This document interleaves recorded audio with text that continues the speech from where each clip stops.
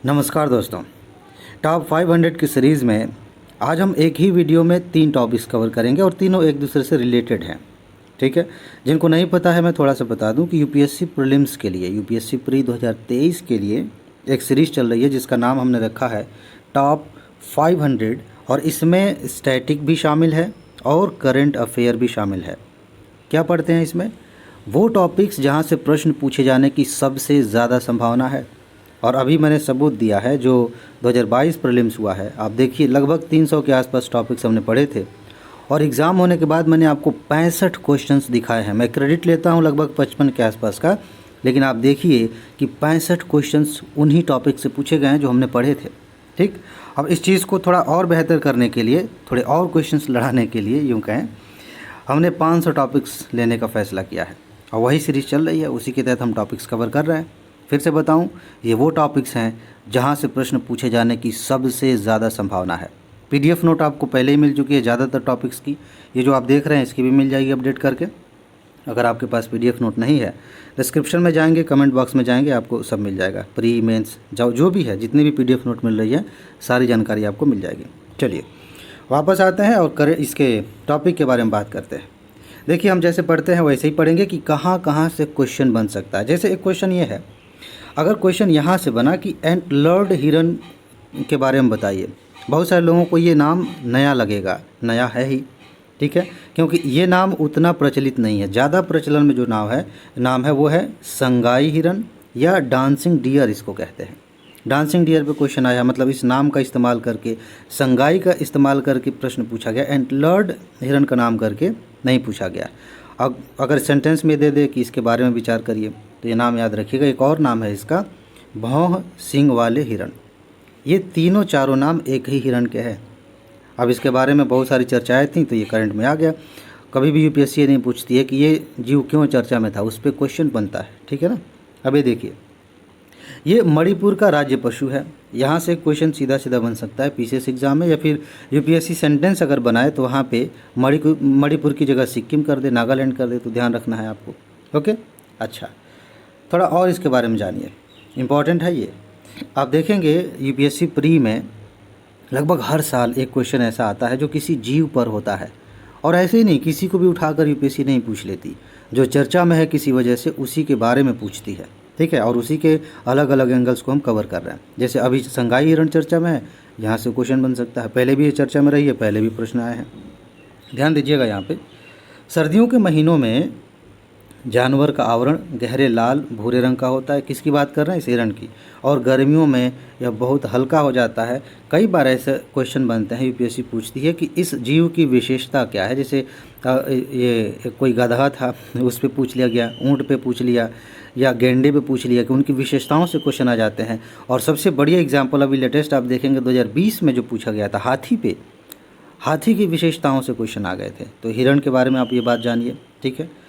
आगे देखते हैं।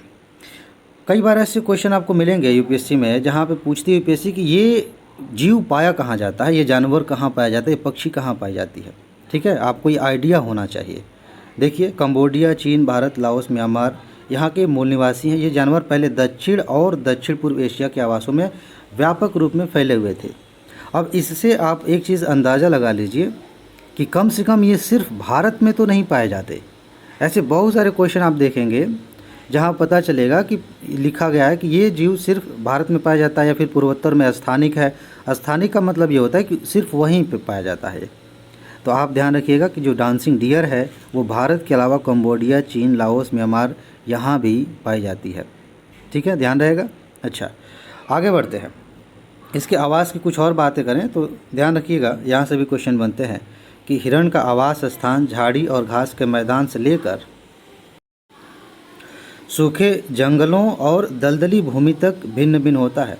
यह उस देश पर निर्भर करता है जिसमें वो पाए जाते हैं। कहने का मतलब ये है कि जो हिरण है ना, ये इस रेंज में रह सकते हैं, मतलब सूखे जंगलों में भी रह सकते हैं, दलदली भूमि में भी रह सकते हैं। कई बार ऐसे प्रश्न भी बनाए जाते हैं कि ये जो जीव है ये सदाबहार वनों में पाया जाता है केवल, ठीक है, या फिर ये सूखे प्रदेशों में पाया जाता है। हिरण के बारे में आप देख लीजिए कि घास के मैदान में भी और सूखे जंगलों में भी, दलदली भूमि में भी, यहाँ भी ये पाए जा सकते हैं। ओके, चलिए आगे बढ़ते हैं। भारत में ये जानवर केवल मणिपुर की प्रसिद्ध लोकटक झील में ही पाए जाते हैं और ये अपने आप में बहुत ही महत्वपूर्ण फैक्ट है। अभी यूपी पीसीएस का एग्ज़ाम हुआ था, आप लोकटक झील के बारे में देखिए क्या क्वेश्चन पूछा गया था। एक मिनट, शायद बाहर से आवाज़ आ रही है। और वैसे भी यूपीएससी ने भी कई बार इसको लेकर के लोकटक झील की विशेषताओं को लेकर प्रश्न पूछा, इसलिए अभी हम देखेंगे लोकटक झील के बारे में देखेंगे। ठीक है। अच्छा, ये जो हिरण है आमतौर पर घास का उपभोग करते हैं, यानी कि घास खाते हैं, शाकाहारी होते हैं। ठीक है, वैसे भी हिरण शाकाहारी होते हैं। क्वेश्चन कभी कभी यहाँ से बन जाता है कि किसी जीव को खतरा किस चीज़ से है, इसका हमें ध्यान रखना चाहिए। इस लाइन को मैं पढ़ रहा हूँ, ध्यान से देखिएगा। क्या है, विश्व स्तर पर निवास स्थान का नुकसान इस हिरण के संरक्षण में एक गंभीर चिंता का विषय रहा है। यूपी पीसीएस में क्वेश्चन पूछा जाता है, बड़ा आसान सा वो क्वेश्चन है और कई बार रिपीट किया गया है कि जीवों के मतलब विलुप्ति का कारण क्या हो सकता है या क्या कारण है, जैव विविधता कम हो रही है उसका क्या कारण है। और हर बार उसमें एक ऑप्शन होता है कि उनका आवास कम हो रहा है, निवास स्थान कम हो रहा है। ठीक है, तो ये यूपी पीसीएस की बात है, लेकिन ओवरऑल आप देखेंगे तो वही मेन बात यही है कि जब उनके रहने की जगह ही नहीं बचेगी तो जाएंगे कहाँ। रिहायशी इलाकों में आएंगे, लोग मार के खा जाएंगे, या फिर वैसे भी वो इधर उधर भटकेंगे और रह नहीं पाएंगे। जब निवास स्थान ही नहीं है तो जैसे तैसे करके वो कब तक जिएंगे, है ना, ये दिक्कत है। अच्छा, मणिपुर में शिकार एक अतिरिक्त खतरा है, शिकार भी हो रहा है इनका, जबकि चारागाह, खेती, मछली पालन के लिए आवासों का अतिक्रमण किया जा रहा है। जानवरों को झील में एक जल विद्युत परियोजना से अधिक खतरा है, वहाँ पे जल विद्युत परियोजनाएं भी लागू हो रही हैं तो उससे भी दिक्कत है। ठीक है, आगे देखिए, क्वेश्चन यहाँ से भी बनता है और ये चीज़ें आपको अच्छे से याद कर लेनी चाहिए। क्या है ये, IUCN के बारे में मैंने आपको पढ़ाया था, बताया भी था कि हमें कैसे इन चीज़ों को देखना चाहिए। उसने एक लिस्ट जारी की जिसको रेड बुक कहते हैं, लाल सूची भी कहते हैं, रेड लिस्ट कहते हैं। उसमें जानवरों को अलग अलग तरीके से कि किसको कितना खतरा है उस लिस्ट में डाला गया है। जैसे कुछ विलुप्त ही हो गए हैं, कुछ अभी विलुप्त होने के कगार पे हैं, ऐसे 4-5 कैटेगरी बनाई गई हैं। उसमें आप देखिए कि ये किस कैटेगरी में आता है। और मैंने बार बार कहा कि अगर हिंदी में कहीं लिखा है तो इसकी इंग्लिश देखना बहुत ज़रूरी है। ये इंडेंजर्ड है, क्रिटिकली इंडेंजर्ड है, वल्नरेबल है, क्योंकि हिंदी बड़ा मिलता जुलता है, कभी कभी दिक्कत हो जाती है। जैसे लुप्त प्राय है तो लुप्त प्राय इसी को कहीं हिंदी थोड़ा अलग करके लिखा जा सकता है, दिक्कत हो जाएगी। लेकिन इंग्लिश में जाएंगे तो पता चलेगा कि ये इंडेंजर्ड कैटेगरी में है। कौन, ये जो डांसिंग डियर है, संगाई है, इंडेंजर्ड कैटेगरी में, इसको आप देख लेंगे। ओके, साइट्स एक संस्था आप कह सकते हैं, उन्होंने एक परिशिष्ट बनाया है इसके संरक्षण के लिए, मतलब जीवों के संरक्षण के लिए। इस परिशिष्ट में जिसको शामिल किया जाएगा उसके व्यापार और बाकी चीज़ों की निगरानी की जाएगी ताकि उसका संरक्षण हो सके। उसमें सूची 1 में, परिशिष्ट 1 में शामिल है। और जो हमने वन्य जीव संरक्षण अधिनियम बनाया था 1972 वाला, उसकी अनुसूची 1 में शामिल है। इस अधिनियम को मैंने बड़े विस्तार से समझाया, बहुत अच्छे से, और वहाँ से क्वेश्चन भी इनडायरेक्टली इस बार यूपीएससी ने पूछा भी है। ठीक है, तो आप इस चीज़ को ध्यान रखेंगे कि इस सूची में वन्य जीव संरक्षण की जो सूची है उसमें 1 में शामिल किया गया है। इसको लेके पहले भी क्वेश्चन पूछे गए हैं। चलिए आगे बढ़ते हैं, इस टॉपिक में आगे बढ़ेंगे तो आपको मिलेगा केबुल लामजाओ राष्ट्रीय उद्यान नेशनल पार्क। यहाँ से अलग ही तरह के क्वेश्चन आते हैं, कभी कभी सीधे सीधे पूछ लिया जाता है केबुल लामजाओ कहाँ है। मेरे ख्याल से लोकटक नहीं, केबुल लामजाओ पूछा गया था ये यूपी पीसीएस में, इस बार जाकर देखिएगा ज़रा। ठीक है, तो इसके बारे में आप थोड़ा जान लीजिए। सबसे शानदार बात इसकी ये है कि दुनिया का एकमात्र तैरता हुआ राष्ट्रीय उद्यान है। अब तैरता हुआ का क्या मतलब है अभी समझ में आएगा। लोकटक झील पर स्थित केबुल लामजाओ राष्ट्रीय उद्यान मणिपुर के नृत्य करने वाले हिरण संगाई, जिसको डांसिंग हिरण कहते हैं, संगाई का अंतिम प्राकृतिक आवास है। इस लाइन में बहुत सारी बातें छिपी हुई हैं, ध्यान से देखिएगा। दुनिया का एकमात्र तैरता हुआ नेशनल पार्क लोकटक झील में है। ठीक है, आगे देखिए, यहाँ पे डांसिंग डियर रहती है और उसका अंतिम आवास है। इसका मतलब ये कि डांसिंग डियर फिलहाल अब यहीं पे हैं, इसके आगे पीछे कहीं अब ज़्यादा नहीं बचे हैं। ठीक है ना, ये सारी बातें। अच्छा, आगे देखिए, 1950 के दशक में यह माना जाता था कि संगाई हिरण देश में विलुप्त हो गए थे। हम मान गए थे कि अब है नहीं, हालांकि बाद में इसे मणिपुर में फिर से खोज लिया गया, देखा कि हाँ यहाँ पे है। ठीक, अब देखिए, इसके अलावा हॉग डियर, ओटर, वाटरफाउल और प्रवासी पक्षियों का एक समूह भी यहाँ पाया जाता है। अब इस चीज़ को आप ध्यान में रखेंगे तो आप केबुल लामजाओ से संबंधित बहुत सारी बातें समझ जाएंगे।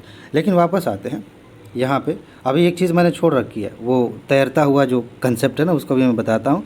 पहले लोकटक झील में आते हैं, क्योंकि ये जो नेशनल पार्क है लोकटक झील में ही है। ओके, तो इसको जब पढ़ेंगे तो समझ में आ जाएगा कि वो तैर कैसे रहा है। ये कौन सा नेशनल पार्क है भाई, अभी देखिए, 1 मिनट रुकिए। हाँ जी, तो हम बात कर रहे थे लोकटक झील की। लोकटक झील पूर्वोत्तर भारत की सबसे बड़ी मीठे पानी की झील है। यहाँ से क्वेश्चन पूछा गया है, जो जल की सतह के ऊपर तैरती फुमडी के लिए प्रसिद्ध है। ये फुमडी पे यूपीएससी ने क्वेश्चन पूछा था, ठीक है। और यहीं पे आप थोड़ा सा समझ लीजिए, फुमडी अपघटन के विभिन्न चरणों में वनस्पति, मिट्टी और कार्बनिक पदार्थों का विषम द्रव्यमान है। यानी कि आपने वैसे भी गांव में देखा होगा कि कई बार ऐसा होता है ना कि गाद वगैरह मिला के किसी तालाब में इसे जम जाता है ऊपर सतह पे, और वो चाहे तो यहाँ से थोड़ा खिसक इधर भी जा सकता है, इधर भी जा सकता है, तैर सकता है। वैसे ही यहाँ पे क्या है कि मिट्टी है, वनस्पतियाँ, इन सब का मिल के एक सतह जैसा बन गया है पानी के ऊपर, ठीक है। और उसी पे पेड़ वगैरह उग गए हैं, उसी पर जो है कुछ लोग निवास भी करने लगे हैं। और ऐसा नहीं है कि नाव के जैसे तैरता है, वो थोड़ा थोड़ा धीरे धीरे आगे पीछे इधर उधर खिसकता रहता है फुमडी। आप सर्च करेंगे गूगल पे या यूट्यूब पे तो उसका चित्र आपको देखने को मिल जाएगा, ठीक। तो ये फुमडी है, और इसी के ऊपर जो जीव जंतु हैं, जो पेड़ पौधे हैं, जो क्षेत्र बना हुआ है, उसी को नेशनल पार्क घोषित किया गया। बेसिकली इस पूरे एरिया को नेशनल पार्क घोषित किया गया, ठीक है। वो तैरता रहता है, इसीलिए कहा जाता है कि जो नेशनल पार्क है वो तैर रहा है, और कोई बड़ी बात नहीं है। ओके, अच्छा, फुमडी पूछा जा सकता है कि क्या है, तो आप समझ गए कि उसमें जो है एक तरह का वो द्रव्यमान बना है, किससे, वनस्पतियाँ टूटी फूटी हैं, उनका जो अपशिष्ट है, मिट्टी है, ये सारी चीज़ें मिलकर बना है। अच्छा, अब देखिए, यह प्राचीन झील मणिपुर की अर्थव्यवस्था में महत्वपूर्ण भूमिका निभाती है। यह सिंचाई, पेयजल आपूर्ति, जल विद्युत उत्पादन के लिए जल के स्रोत के रूप में काम करता है। यहाँ से क्वेश्चन आ सकता है। और आगे देखिए, पारिस्थितिक स्थिति और इसके जैव विविधता मूल्यों को ध्यान में रखते हुए लोकटक झील को शुरू में 1990 में रामसर अभिसमय के तहत अंतर्राष्ट्रीय महत्व की आर्द्र भूमि घोषित की गई। अभी देखिए एक लिस्ट बढ़ती जा रही है इसकी, 40 से ज़्यादा अभी रामसर स्थल हो गए हैं भारत में। यहाँ से क्वेश्चन पूछे जा सकते हैं, और इस साल तो पूछा भी गया था प्री में। मैंने बार बार आपसे कहा था, रिवीजन वाले में दिखाया भी था कि इन चीज़ों को याद कर लीजिए, यहाँ से क्वेश्चन आ सकता है, और आया भी था, ठीक है। तो इस चीज़ को आप देखेंगे, क्वेश्चन आएगा। इस चीज़ का मतलब ये लिस्ट अभी ध्यान में रखिएगा, आर्द्र भूमियों के महत्व से क्वेश्चन आ सकता है, आया भी है, तो इस पर ध्यान रखेंगे। अच्छा, बाद में 1993 में इसे मॉन्ट्रेक्स रिकॉर्ड के तहत शामिल किया गया, और मॉन्ट्रेक्स रिकॉर्ड के बारे में मैंने आपको पढ़ाया है कि जो आर्द्र भूमियाँ ज़्यादा संरक्षण की हकदार हैं या उनको ज़्यादा ध्यान में रखना चाहिए, उसके लिए अलग से एक सूची बनाई गई है जिसको मॉन्ट्रेक्स रिकॉर्ड कहते हैं, इसमें शामिल किया गया। अच्छा, मानवीय गतिविधियों ने झील के पारिस्थितिकी तंत्र पर गंभीर दबाव डाला है। ये सिंपल सी बात है, आप कॉमन सेंस लगा के कर सकते हैं, ठीक है। तो ये सारी बातें हैं, बस इतना ही ध्यान रखेंगे। ये टॉपिक आपका तैयार हो गया, इससे आपका किसी भी तरह का क्वेश्चन आएगा आप बहुत आसानी से उसको हल कर लेंगे, ठीक है जी। तो बस इसमें इतना ही है।